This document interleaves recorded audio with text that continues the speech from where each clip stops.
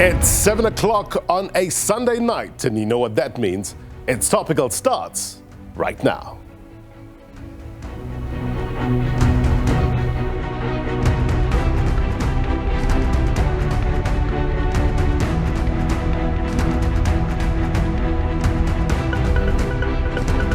A very good evening to South Africa, those watching around the world. My name is Blaine Hammond. This is It's Topical. Our digital audience with us tonight. They'll pop up soon. There they are. They will weigh in terms of some of the burning questions they have for our guests in a short while. We are looking at ways to stay afloat during the festive season and beyond. Operative word being beyond, right? One of the mechanisms that's seemingly popular in South Africa are stokvels. Is this your best option? Over 11 million people are taking part in 800,000 stokvel groups. That's according to the National Stokvel Association of South Africa. For those not in the know, they also describe stokvels as a type of credit union in which a group of people enter into an agreement to contribute a fixed amount of money to a common pool, be it weekly, fortnightly, monthly even. So basically, a group of individuals who agree to meet for a defined period in order to save together. And guess what? The industry has an estimated value of 50 billion rand annually. Those figures are provided by the Liberty Financial Group. So, what are the advantages? What are the disadvantages? And stemming from that, what are the risks? Which brings us to the umbrella question of the week. And we're asking you, how can people exercise caution when distributing their stokvel payouts? We'd like to hear your thoughts as well. Let's walk and talk. You know the route, we're heading to get you more context. We've got the better minds on the program to do just that. It's the disadvantages, it's the advantages, and the risks. Perspective coming up.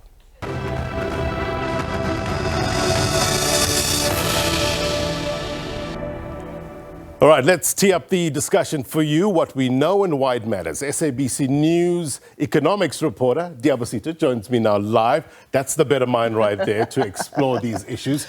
Stokvels, Diabo, key elements of a stokvel, for those who don't know, what are they? Yeah, so first thing, common goal is to save as a community together. This has proven to be a very useful method. It has proven to work in many communities. So as you say here on your graphic, people who know each other, but as it evolves, you find that people who sometimes have never even met, I'm part of one, right, of people who have never even seen each other, but they have a common goal of saving. But the standard rule is at least know the people that you are saving with.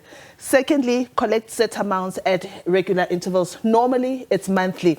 I'm not sure in the 80s if your parents did participate in things called kitchen parties. Yes, there were kitchen parties. Correct. And while the regular intervals are now known as monthly, kitchen parties were every Mondays among the Shebeen queens and other people in the beer industry. So that is as regular as it got. Right.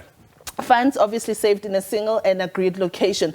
Sometimes the funds obviously works in a bank, right? And this has become a much more modern kind of way, but sometimes it did rotate around the hands. Right. You were given money on a Monday. Yeah. Next Monday, we give it to Diabo. The next Monday, we give it to somebody else. Is that where the risk comes in? That is where the risk comes in. But the banks, obviously, the safest and where you will enter get interest. And of course, the banks themselves have now dedicated accounts for stokvel. They have ridden on the wave. So it's much better to save it in a place where you'll be able to track its performance as well. Right. Operating under a group constitution. I like this because when you open a stokvel account in a bank, they require a constitution. So you cannot open an account unless you have a constitution. And it has to have certain variables such as when the stokvel started, how many members are there, what happens if a member dies, etc. So a constitution is great and it guides the group in terms of how we are going to move the stokvels forward. Remember, we may be 20 minds that have different ideas about how the stokvel should be run. But if you have one constitution, one policy about how stokvels should be run, it works a little bit better. Equal or agreed benefits for all members. This is quite obvious. We are saving basically for a purpose, whether it's to share money, whether it's to buy groceries, whether it's to buy pay off school fees sometimes, sometimes to even pay off bond, because as I said earlier on, stokvels have evolved a lot. And it talks to the different types of stokvels. Yes. Go through some of them. Right. Rotational stokvels. These are obviously Monday, this month we give to Blaine. Next month they give to me. The money does not really have interest because it's a set amount. If everyone contributes 100 Rand, by the time it gets to you, depending on the number of people, if it's 500 Rand, you are the sixth one, so you will get 100 from one person. That means you get 500 Rand. This one, it's a popular way. And I want to tell you, I started doing this one when I was at school with my lunch money. Okay. Grocery stokvel. I love this, Blaine, because these have evolved a lot as well. From the time when grocery stokvels would be those that you see at Macro, and you find ladies wearing the same golf T-shirts in red, and they have the name of the stokvel.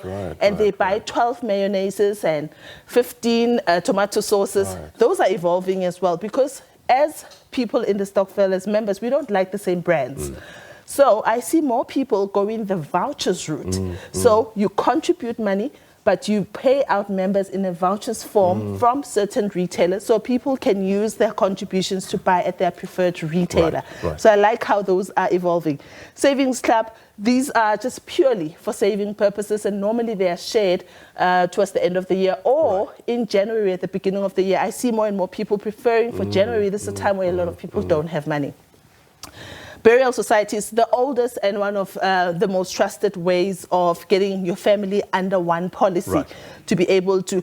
These, to me, are some of the best, right? Because they have a certain way in that the ladies, you find that they have uniform.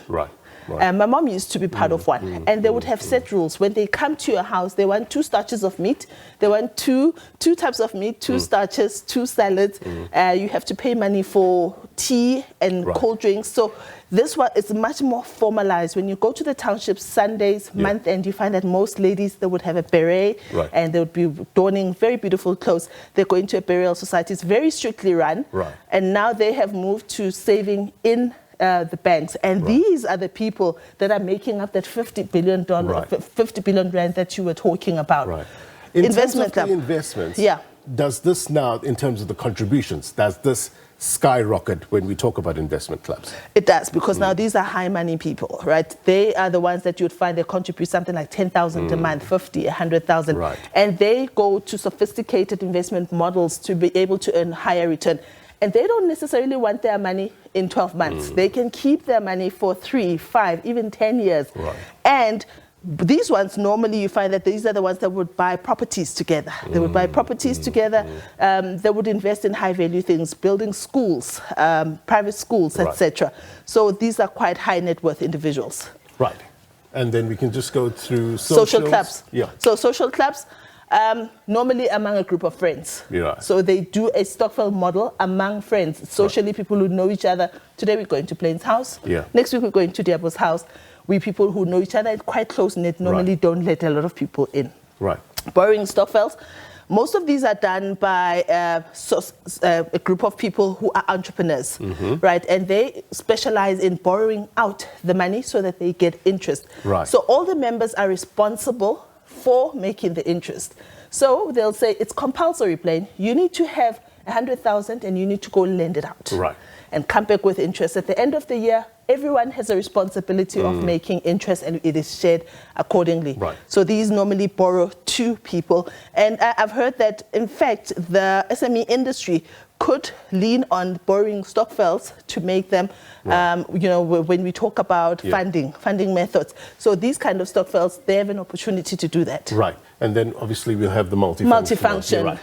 So if you start off a savings club, does it normally blend into these ones? Like, so for instance, it automatically goes into a grocery stokvel or a burial. It expands in that regard. It can. Quite unlikely that it can move from here to here.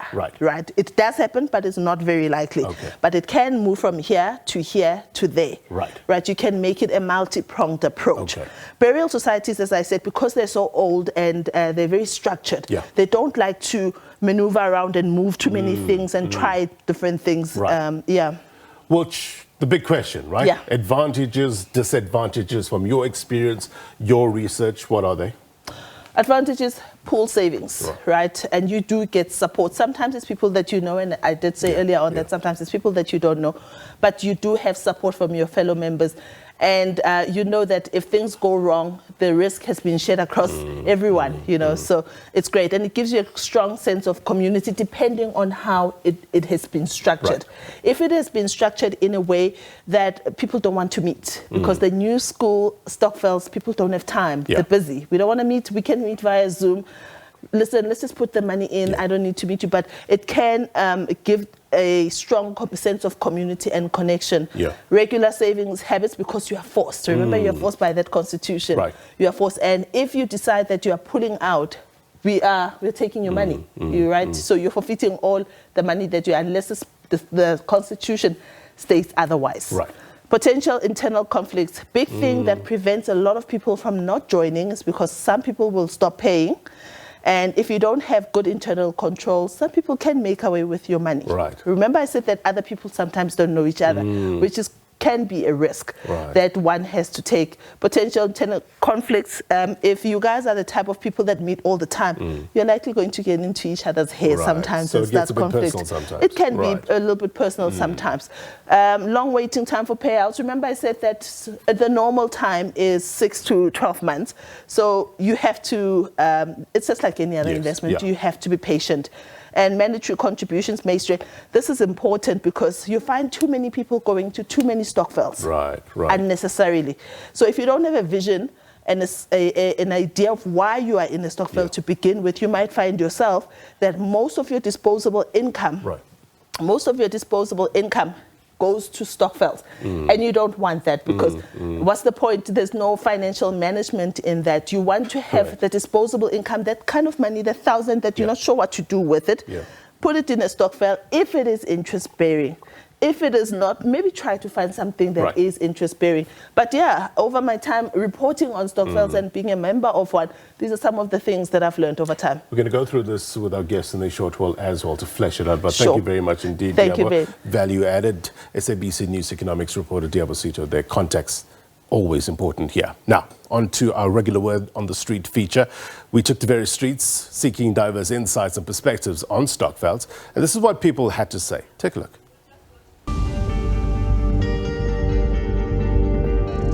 Mabacala lento zabo zeyitokfela shuthi umuntu nomuntu kumele abe lethi i-account number yakhe, so that's ukuthi then makufika le card lezo ukuthi kumele bashare imali zabo, then swipe by ukuthi then umuntu nomuntu izongena throughout i-account yakhe. Ukuya ngami endabeni ze-stokvel like makufika boma December, bengicabanga ukuthi uma siya e-bank straight sifike si-divide le mali, because siyazi ukuthi uma si-24 omunye nomunye kose abe ne-account yakhe, then imali ingene straight kumnikazi wayo. I think people who are abajoyine itokvel, abogogo nabomkhulu, people who are actually vulnerable, so what they can do is include their grandchildren or abantwana babo, because I think that we are more aware of scams that are happening and we can spot it and also protect our grandparents. I think firstly by like going to the police so that they can share monies there whilst they have officials there with them to see how it goes. Secondly, sending the money through like accounts, not getting money physically. For me, it's investments. Start your investments as early as possible. Go to the bank, invest your money there, save with the bank, because I feel like doing this thing through people, it doesn't work.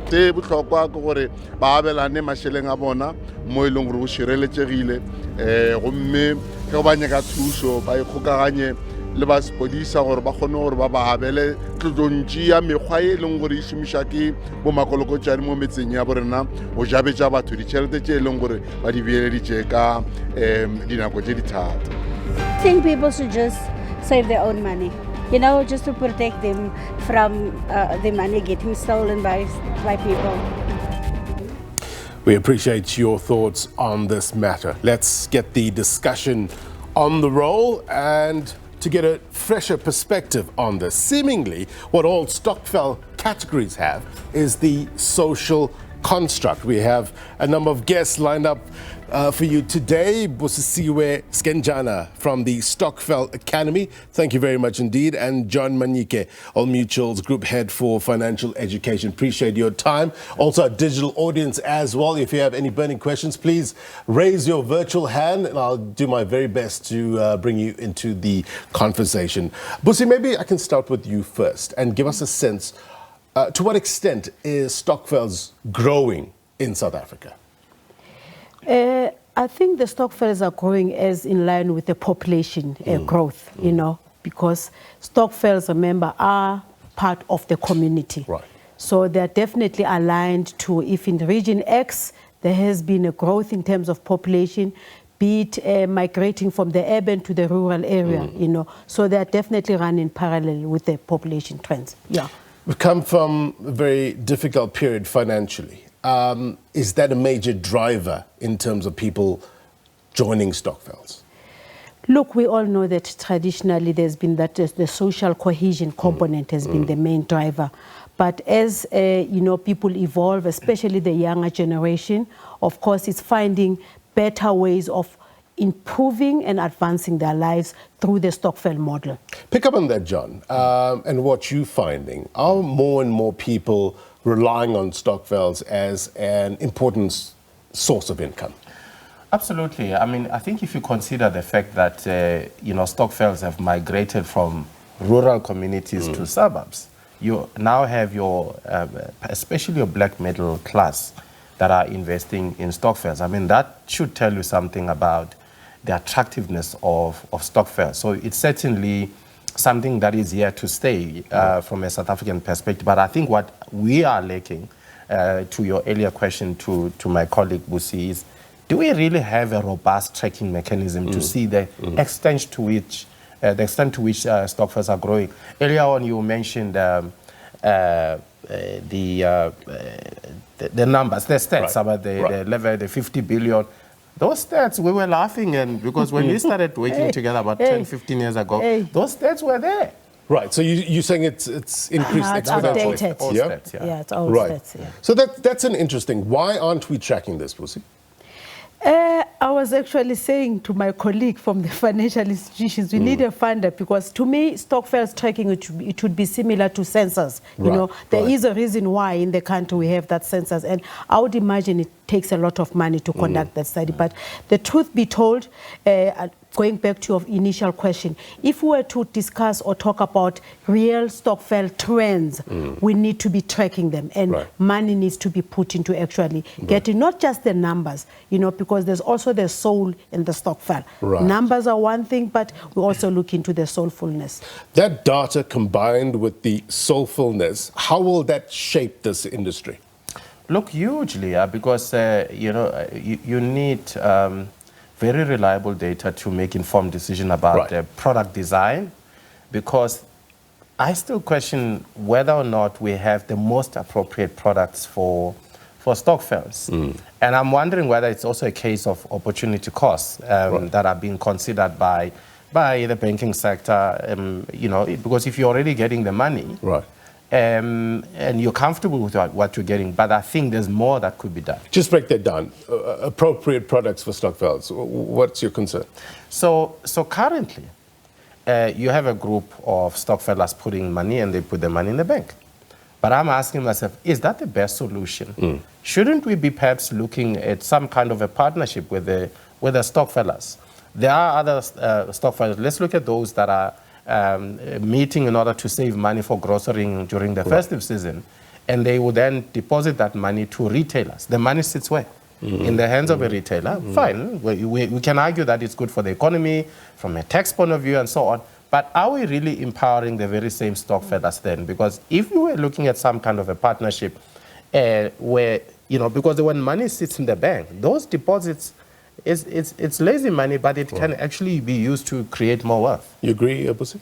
I totally agree with you. We definitely need to relook at this saving component of Stokvels, especially from a partnership perspective with financial institutions, because we all know that the financial institutions are the main beneficiaries of the Stokvels savings at the end of the day. Right. Let's hear from Tumelo. Tumelo, can you hear us?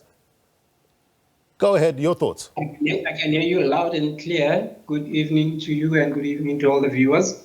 Yes, I agree that we do need to look at stokvels that not only as just a saving model, but taking those pool of funds and finding a way to actually turn it around into making a profit so that the actual members can earn dividends, as it's stated there in the Stokvel Act of South Africa.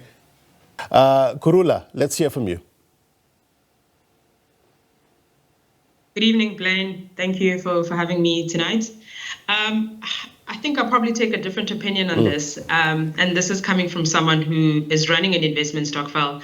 I still think that, at the end of the day, it's stokvel's money, and stokvels get to decide what they do with their money. And I think so many people outside of stokvels come with their opinions in terms of what stokvels should be doing, how stokvels can do this, and we forget that stokvels started due to a specific need and necessity. I started a grocery stokvel because I want to buy food for my family. Right. I started a burial stokvel because I want dignified burials, so they are still achieving their goals. It's just that it may be different to what maybe other people want for stokvels. But people forget what stokvels want for themselves. Interference worries you? It's the interference of trying to create something for someone that may not even want it. There's a reason why stokvels are structured the way they are. A group of people have come together, and you've quoted millions of people there, and it's working for them. Sure, there could be improvements here and there, but I think it's very rich for people to come and tell a group of people how to do the very thing they've been doing for decades, if not, close to 100 years. John, you disagree? No, I think what the point we're missing here. So if we say it's working for the stokvels, where do they say they're not keeping the money under the mattress somewhere? They're taking the money where?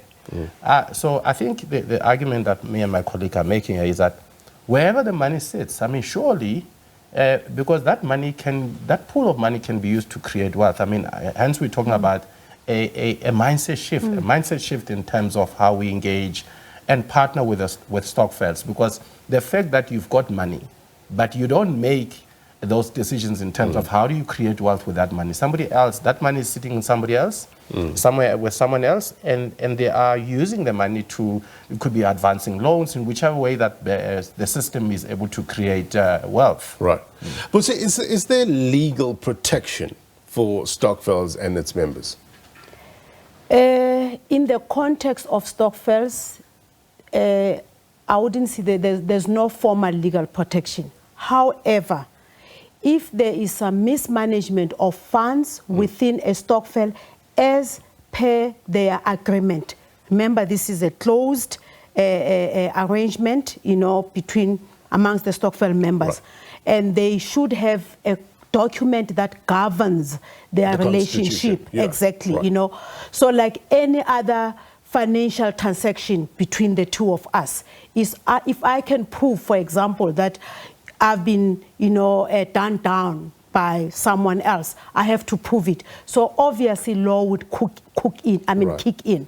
Right. But just from an open-ended stokvel perspective, you cannot just say the law must protect us, because this is a private, informal arrangement. All right. So a lot to discuss. We're going to take a quick break. We'll hear more from our digital audience as well. We're looking at the advantages, the disadvantages, as well as the risks that follow from the disadvantages. It's important. A lot of people are expecting certain payouts this festive season. How safe is it? More next.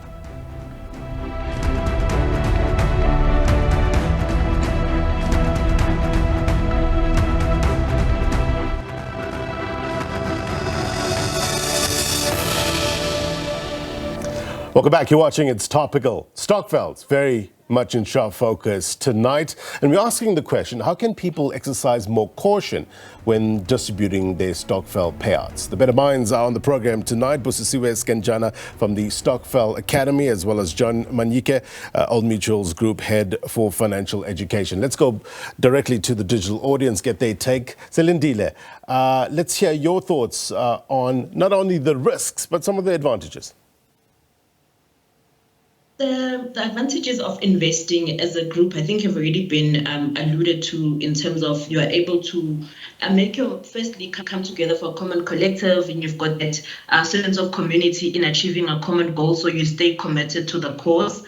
And I think also, if you are able to access bigger opportunities than, for example, you would if you were investing on your own. So those, when you come together as a group, it opens up so much more opportunities for you as a group, and you're able to do a lot more. But I think the risks are there, and we are aware of those risks, especially where money is involved. So there needs to be a level of transparency.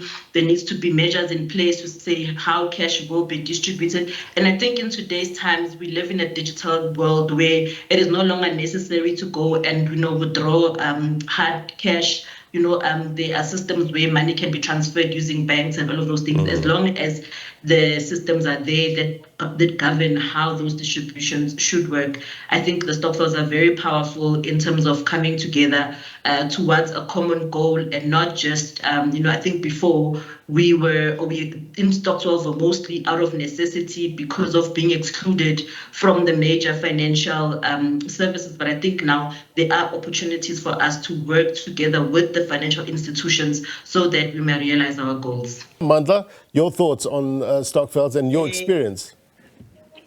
Greetings, sir. Greetings to the panel there. Thank you so much for this opportunity to come and speak about stokvels, which has been a very exciting activity to do in the community. I actually been involved in a stokvel, I think 2023. Right. It was very exciting to be part of it, and we actually did it only that year.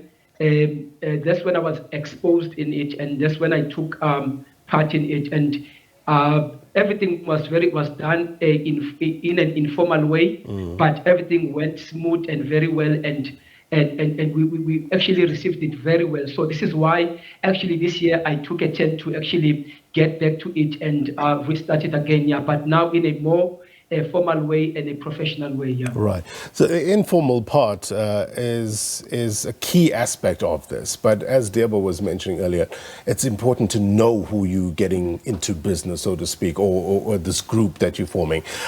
John, can a stokvel provide surety as a group to a financial institution? Of course, if you're going to approach a bank, for example, or a credit finance for a loan, you would have to be assessed. They have to look at your credit reports and things like that to do your scoring, because they score you. They might score you as individuals, but ultimately, I think what's important to also note is that yes, there will be a requirement for some kind of a surety, but by virtue of applying as a group, you could also be construed as transacting as a partnership. And there are certain sections of the National Credit Act that would exclude partnerships. So you may not enjoy the full protection of the National Credit Act. But it is a good thing, though, to consider applying as a group. Right. Something that piqued my interest, Busisiwe, was the property stokvels. Is that kicking off in a big way in South Africa?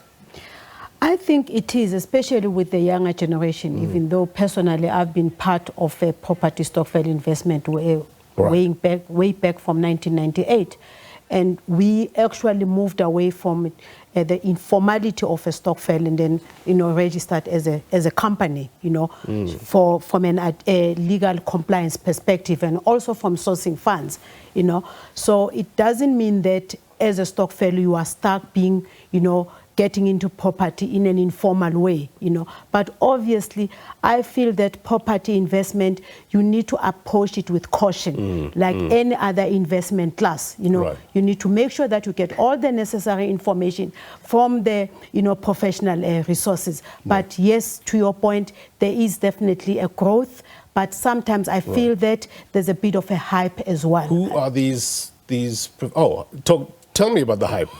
Yeah. The hype, what I've observed is really everyone stands up and say, let's go and invest in property. And there's a field, I've just bought this bush. Now we can just come and build whatever houses. I mean, surely, houses development is a very tricky, lengthy process. Yeah. So if I'm going to, for example, contribute 10,000 rands per month towards the purchase of a land somewhere in the bush, you know, how much information do I have about that bush becoming a complex? Right. And then what are the implications of actually managing that? Right. So for me, I just find that it does become a bit of a hype from lack of in-depth knowledge. And give us some examples of who to take advice from, John, when getting into something like a property Stokvel.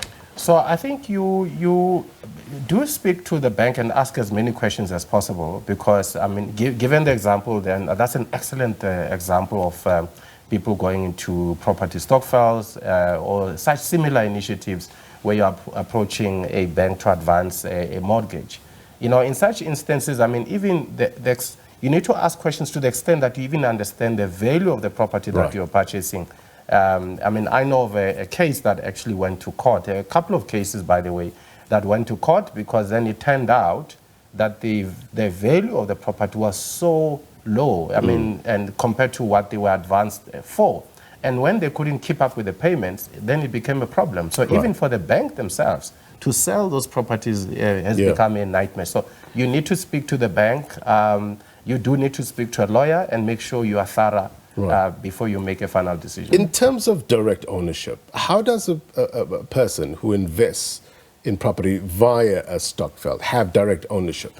I think it depends on how you've approached the bank. And did you approach them as an entity or did you approach them as individuals? I'm aware of instances where a group of investors, say 2 or 3, decides they're applying for a joint bond and before registration then ask the bank to register it as a separate entity because you've already signed a surety with the bank. So if the bank is comfortable with the surety and they agree to having the property registered in the name of the entity that you want to register it, I mean, those are other permutations that one needs to look at. Right, let's go to our digital audience. Linda Kuhle, let's hear from you. Yes, good evening, your guests and the audience at home. On the disadvantages, I'm coming from one of the oldest forms of Stokvels, the burial societies. So one of the disadvantages is the intergenerational consensus. Us having to deal with the very senior citizens, it's a challenge, but we're overcoming that.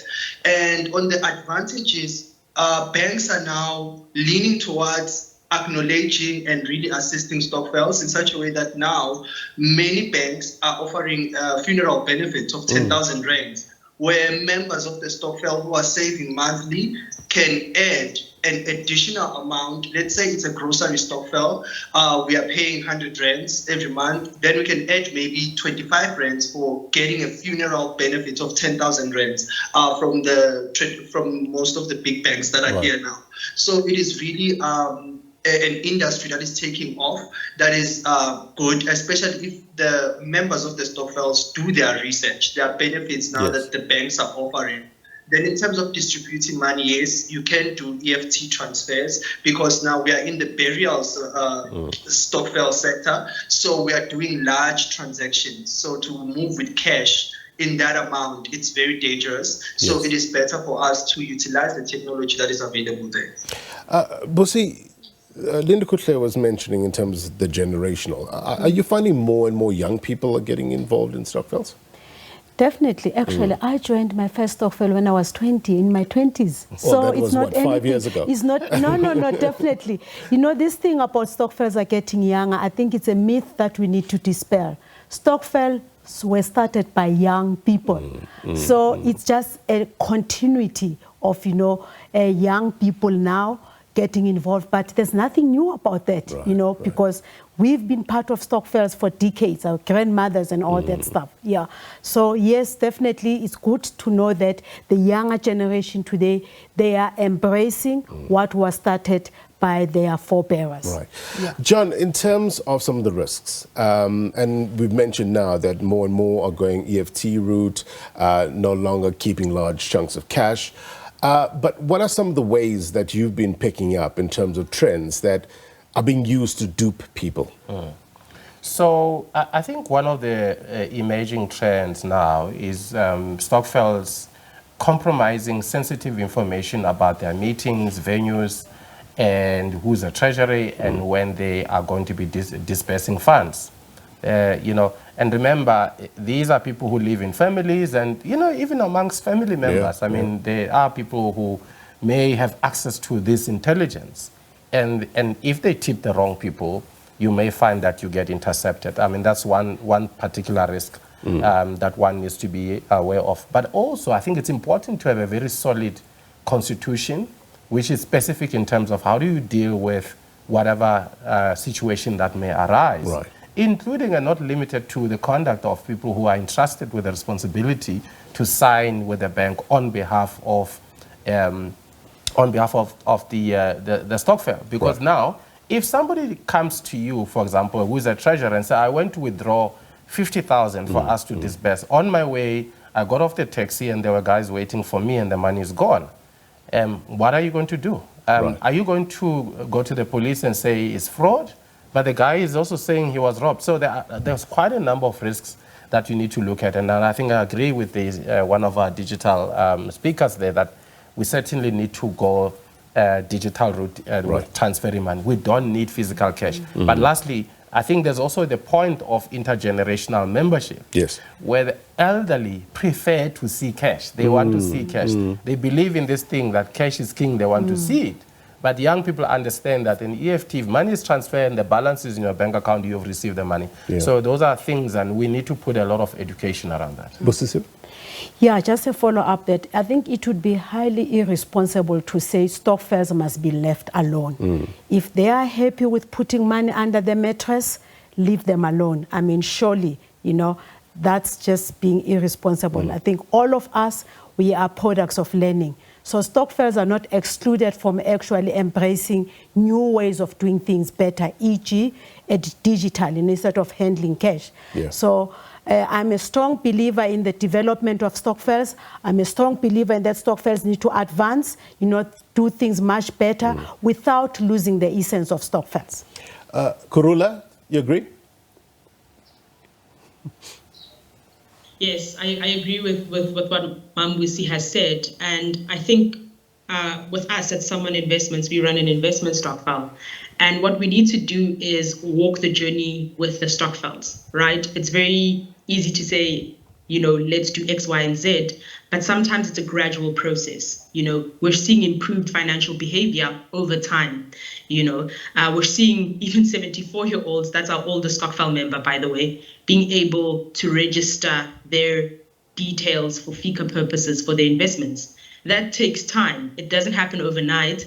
It's a gradual process. And if you're there to hold the Stokvel's hand, have the Stokvel's best interest, then you can see Stokvel members actually embracing the change, as well as, especially if they can see the benefits. And talk to us about these investment Stokvels. Not many people participate, I would assume, but they hold a large chunk of capital. Yes, most definitely. What we're seeing over time is that Stokvels are emerging into investment Stokvels. Again, it's one of the growing trends as we're seeing, whether it's property investments, whether investing in stocks and bonds, your traditional investments. And what we're doing at Someone Investments is more alternative investments, where we're saying, let's invest in small businesses. So we're seeing this trend grow over time. One of the things that you notice is that a lot of people that are part of investment Stokvels are also part of something else. So they'll just slowly allocate a portion of maybe their savings or their groceries into investments as and when their financials improve. For those, Busi, who are thinking about joining a Stokvel, say, for instance, you have a bad couple of months and you need to skip your contributions. How is that worked out? It goes back to the constitution, because the and Stokvel, that varies from it varies from Stokvel. There is no law that says, this is, exactly. These are informal by nature. So Stokvels have got an advantage of that flexibility, Some of them are could be as rigid as they could ever be. And also coming back to the intergenerational mix, some older people, they may just be impatient with the younger generation when they run into a financial dip, looking at them as being irresponsible. So all those, dynamics come into play in terms of payment.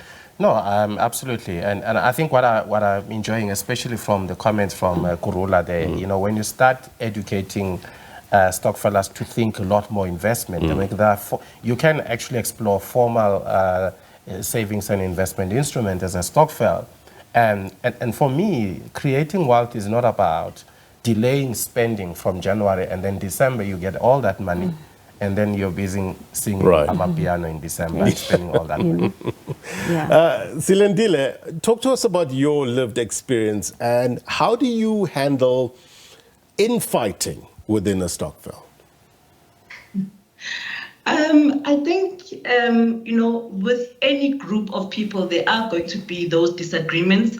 But I think if you've got a very strong constitution that takes care of the things that you know are going to cause conflict. You know, for example, people are going to experience financial troubles and they want to either not pay or they want to skip payments or they want to exit. So, you know, you try and preempt as much of the challenges as possible and you try and address those upfront so that it doesn't become an issue. It's also important that you also have a code of conduct for the members in terms of how they must conduct themselves in general or in meetings. Otherwise, it can, you know, get a bit chaotic. So definitely those things can happen. But I think if you've got very strong constitution and how things are done, for example, if your executive team, you know, are given a particular mandate and it's clear what guidelines are given to them in terms of what they can and cannot do, it avoids some of the friction and issues around how Stokvels are actually run.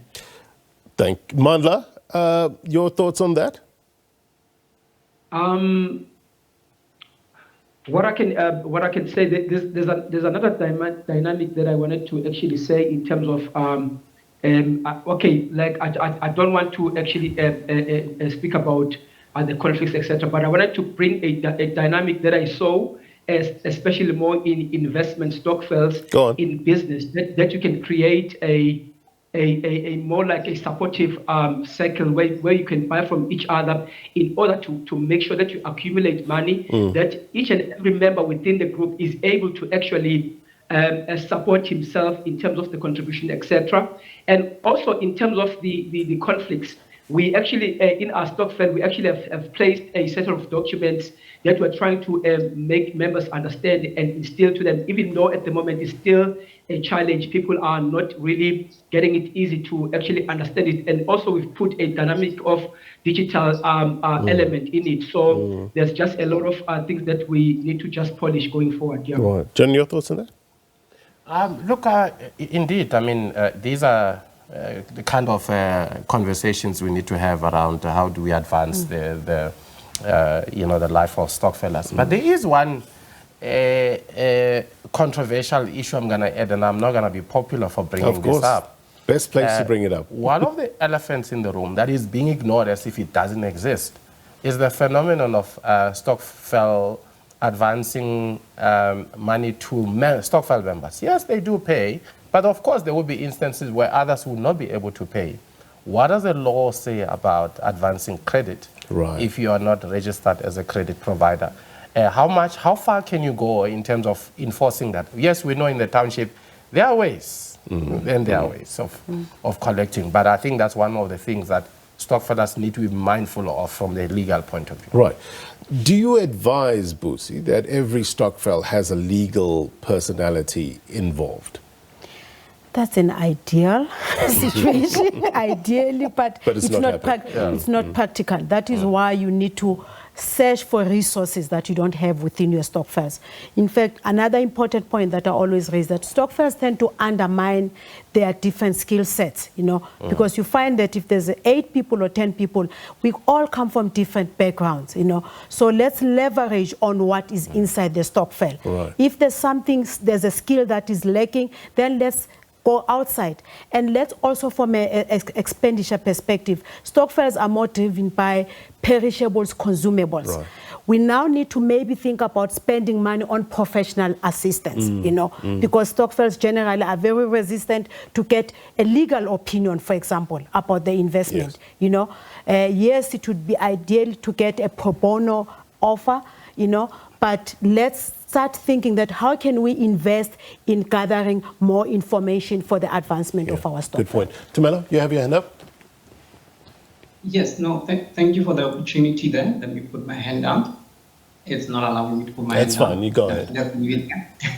Yes, in terms of the protection of members, what attracted me to Stokvels was actually the literature that I embarked upon in terms of research and finding the right financial instrument and vehicle to actually empower the community. And the Stokvel literature in itself, it is so formal that it actually gives us the opportunity to look at people getting educated, because people don't have information, people don't have the trust in the systems. But through the Stokvel model, like Busisiwe was saying, that we are, as a network, able to look at who has the skills to help somebody else. Let's look at the simple issue of going for legal advice. Yeah. I looked at a Stokvel and I found that as a Stokvel, as a member, you can actually get help from legal clinic to actually assist you in any conflict that you guys would find yourself in. If there's a money problem, there's an issue that you can address with the legal clinic if you can't afford a lawyer,